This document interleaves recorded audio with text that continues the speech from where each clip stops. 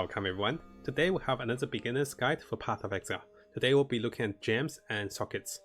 So firstly, there's a few types of gems. You'll be seeing lots of gems during your questing with the campaign and the story, and you'll be getting selection of gems. It's a little overwhelming because each quest represents 5, 8, 10 gems to pick from, and it may be hard to know which gem to pick. Also, I do recommend following a guide which will show you, which of the builds you should be going for, which of the gems you should be picking, and this really helps as a beginner. But what if you want to just look at the gems yourself and try it out? So let's have a look.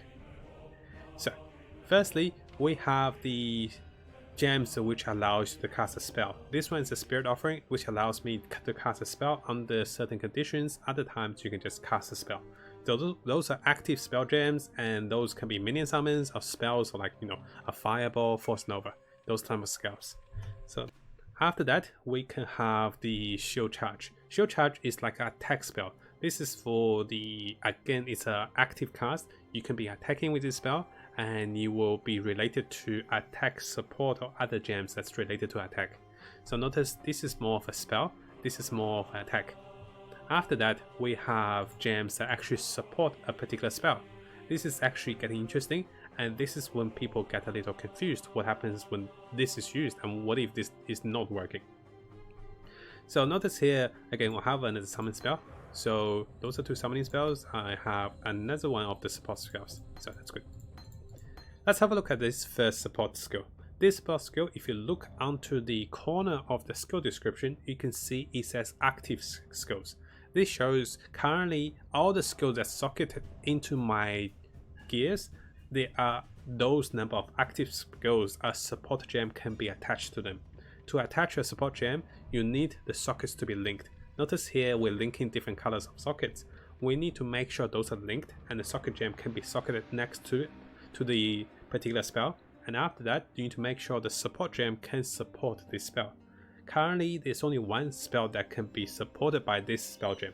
This is a very unique spell gem because it says it's casting a spell when you take damage. Very interesting one, which we'll touch even deeper after this. When I have Desecrate, which is over here, which summons corpses around me in area and does damage to enemies, and if I have this gem socketed here, what's going to happen is I can't manually cast Desecrate, but when I take damage to a threshold, which currently is 528 damage, I will automatically cast my Desecrate, and I can link this even further by having another one into it. So now the support gem is actually supporting two of those spells. So when I actually take damage, I'll be casting corpse on the ground, and I'll explode the corpse to increase my resistance and increase my energy shield. So this becomes a passive defensive chain of spells that actually is auto casted when I take damage to a certain point. There's also other support gems, which I'll show you guys here. This is a minion support gem.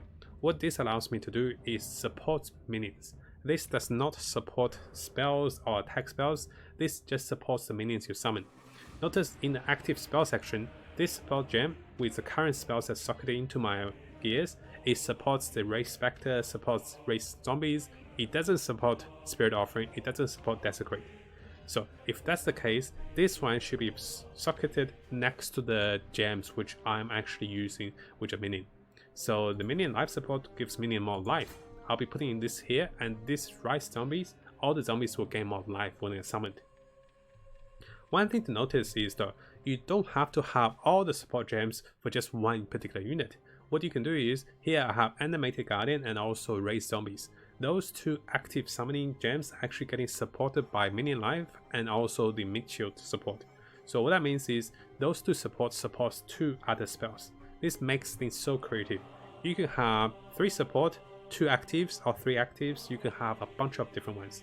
But if you really want a really good spell, what you can do is you can have 1 active spell, and that is supported by 5 different other spells.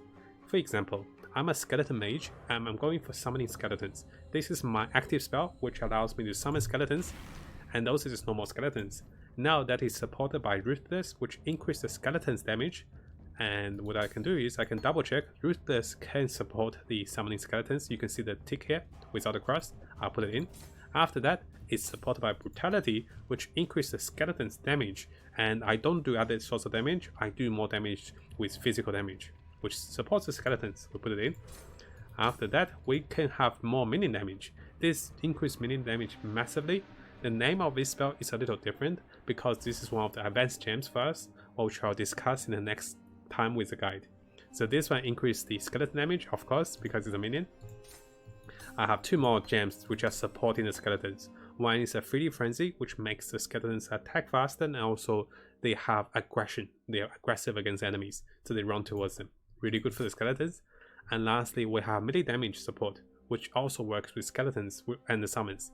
It also works with your attack spells, which something like the shield charge or maybe blade slash, those kind of spells. So put this in. So notice how when I highlight my mouse over the skeletons, I can see all the other ones that are linked. If those links are not connected, I can't support all 6 together. So I need to have a 6th link item with the links all connected and the right color to make the ultimate offensive build. This is a big fact. Most of us can find 3 linked, maybe 4 linked, 5 linked sometimes. 6 link is the rarest in the game, and that usually sells for a lot.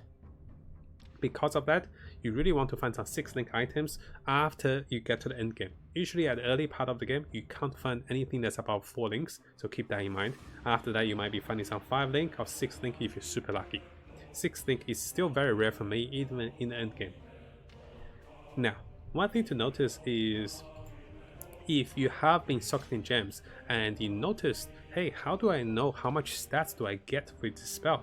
Notice here the summoning skeletons just shows a summary of the skeletons I can summon and the skill itself. But if I go to the skill itself, notice this now is a summary of what this spell is getting buffed by the support. This is how you can tailor towards your spells with your combinations, because you can see what you're getting out of the sockets.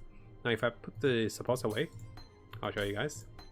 If I take all the supports off, the summoning skeletons just have this much of the writing, but each of the ones I put in, I get more writing and they become stronger. It's actually nurturing your own little like super spell, right? So notice this is getting larger, and the more we put in, the larger the writing becomes, the more words it becomes, the stronger they become. So now this is the maximum amount of writing. So this small tip with the summons is that not only the summons, but even active spells can be perked differently. Here we have Fortify support, we have Fast Attack. So what's going to happen is I'm using shield charge not because I want to damage enemies with my shield, it's because I want to move quickly with my shield. But if I put it in, I'm moving at this. So this is what I'm moving at, and you can see that I'm just charging normally. And those two just 2 actives that are not linked. Punishment is just a debuff spell. But if I use Faster Attack, which you can see the tick with the shield charge, now if I put it in, this is supporting the shield charge. It does not support punishment. Punishment just here as a debuff. So now, when I actually charge, I'm a little quicker with my charge. So Faster Attack actually supports my active spell with shield charge.